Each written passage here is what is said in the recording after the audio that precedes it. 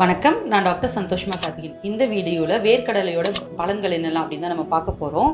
வேர்க்கடலையில் அளவுக்கு அதிகமாக வந்துட்டு ப்ரோட்டீன், வைட்டமின்ஸ், மினரல்ஸ், அப்புறம் மெக்னீஷியம், ஃபோலேட், ஃபைபர், நல்ல ஃபேட்ஸ், அதுக்கப்புறம் வந்துட்டு காப்பர் சத்துக்கள் நிறையவே இருக்குது. ஸோ இதில் நிறையவே வைட்டமின்ஸ், மினரல்ஸ், ப்ரோட்டீன் இருக்கிறனால ஓவராலாக உடம்புக்கு இது ரொம்பவே நல்லது.